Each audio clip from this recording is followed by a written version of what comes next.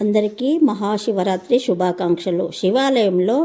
శివాలయ ప్రదక్షిణ ఎలా చేయాలి అంటే, శివాలయంలో మొదట ఆలయ ధ్వజస్తంభం నుండి మనకు ఎడమ ప్రక్కగా బయలుదేరి గర్భాలయం వెనుక ఉన్న సోమసూత్రము అనగా శివుని అభిషేక జలం బయటకు పోవు మార్గము వరకు వచ్చి దానిని దాటకుండా అచ్చటి నుండి వెనుకకు బయలుదేరి ప్రదక్షిణగా మరల సోమసూత్రమును చేరుటలో ఒక ప్రదక్షిణ పూర్తి అగును. ఈ విధంగా మన శక్తిని అనుసరించి 3 ప్రదక్షిణలకు తగ్గకుండా చేయవచ్చును. ప్రదక్షిణములు బేసి సంఖ్యలో చేయవలను.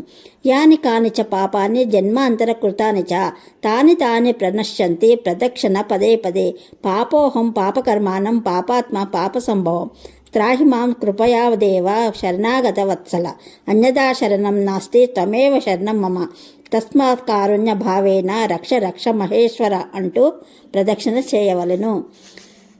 మంత్రం చదివిన తర్వాత పరమేశ్వరుని నామము జపించాలి. ప్రథమ గణములు శివభక్తులను దర్శించి ముందుగా అమ్మవారిని దర్శించిన తర్వాతనే మహాశివుణ్ణి దర్శించవలెను. ఇది శివాలయంలో ప్రదక్షిణ విధానము. ఓం నమ శివ. ఓం త్రయంబకం యజామహే సుగంధిం పుష్టివర్ధనం ఉర్వారుకమివ బంధనాత్ మృత్యోర్మక్షిమామృత